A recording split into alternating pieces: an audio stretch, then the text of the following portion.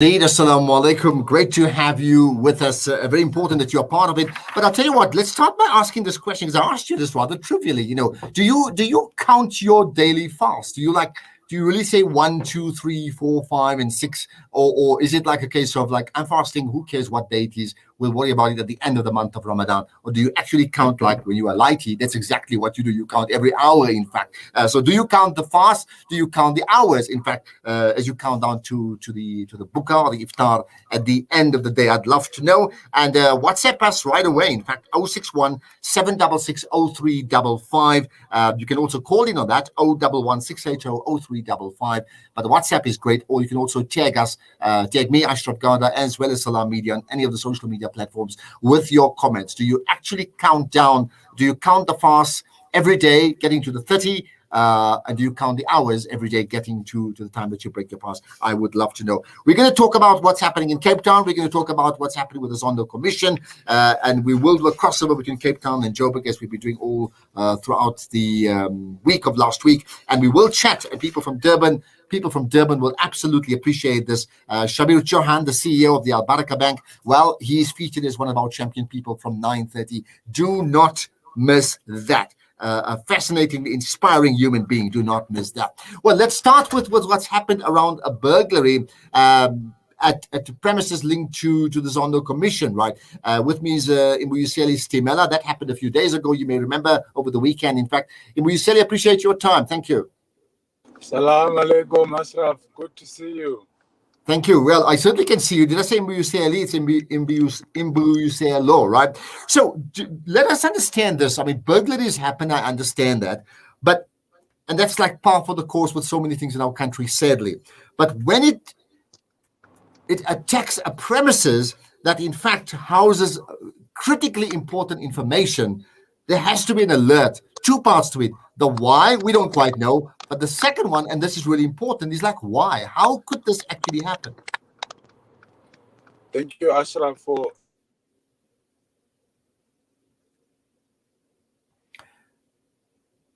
Okay, we're just battling to hear you for that moment. Let's just see, because we certainly can see Mbuyiselo pretty well, but we're just battling to hear him, and we need to connect with him. But listen, let me tell you as well what else is going to go on. We've had great conversations last week with Abdullah Varachia, and he'll talk about talking about differentiation in your business. Now that comes up after 9 o'clock, and then Imran Chunara will talk about offense.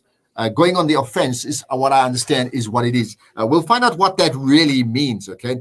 And we will cross to Cape Town. So I'll tell you what, people from Johannesburg, people from Durban who have their children studying at UCT, have you had stories about what's happened to them, especially people either living at res of people very, very close to those areas? I certainly am aware of the MSA certainly coming together and providing foods and meals for them during the iftar or the buka last night.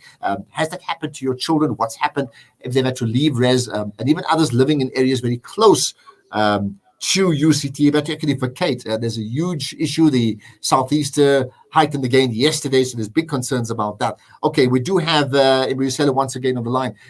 You can hear me now, right? Yes, I can hear you, Ashraf. Okay. Sorry about that. No, that's fine. Perfect. Yeah. So my question is like the how. How could it happen?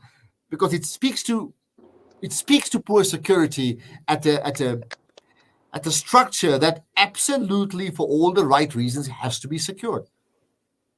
Thank you for the opportunity, Ashraf. As you are aware, indeed, we can confirm that our offices in Parktown, Johannesburg, were burgled into. Got a call 8 hours of the morning yesterday, where we were told that the security at our building has been tied down, and people came in and took some computers at the building. Yes, it is of great concern that people came to our offices, but you'll understand that also we are tenants in a building which has got private security, and do have our own security as well. And it's an unfortunate situation that we find ourselves into that. We don't want to speculate on the reasons why our premises were burglared into. We know that we live in a crime-ridden South Africa, and we have reported the matter to the police. And yesterday at the commission, there was a high presence of police from multidisciplinary sectors of the police. Crime intelligence was present, to look into the matter, safe cybersecurity to look into the matter, and we are waiting for the investigations to unfold, and we will get back to Salam Media when the progress is happening in that regard, Ashraf.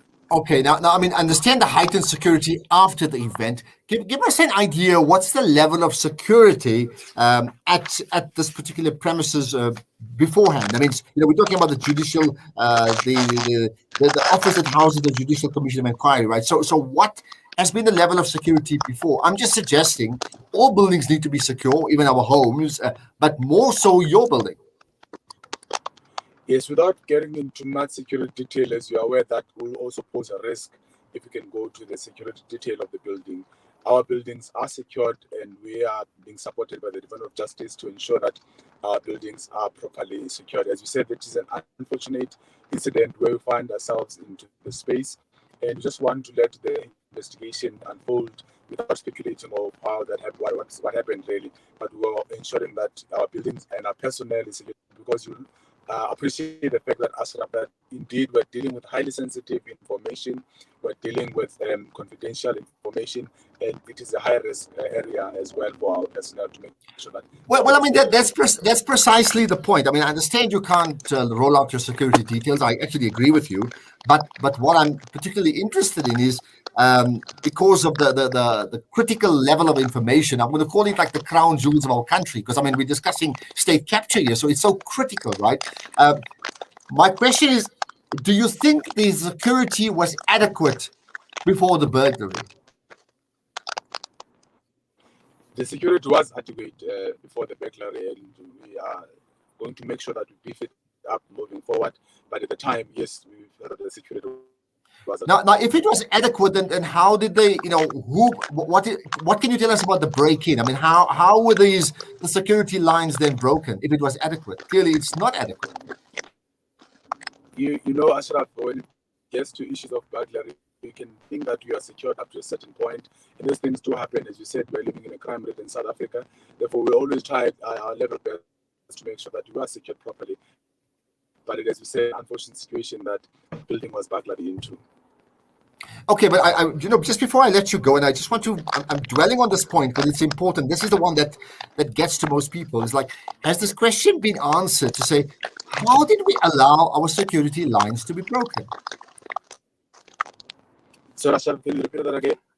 I'm saying the obvious question most people are asking is like, how can the buildings that houses the State Commission, how can its security lines be broken? Because it suggests a weakness in the system. We are under investigating that point exactly to say how did this happen, and the police are on top of it, and we will just want to give a space, as you say as well, that it is of great concern to us as the Commission as well that our premises have been burglared into. Okay, let's leave it at that. More to come, I'm sure, on that story. It absolutely does concern me. Mbuyiselo Stemela, appreciate your time. Thank you for joining us. Okay. Thank you. Walaikum salam. Right now, more to come. We will cross to Cape Town now because you must be concerned about what's been going on in Cape Town. Dramatic stories indeed. But we'll get someone who's close to the action in a moment.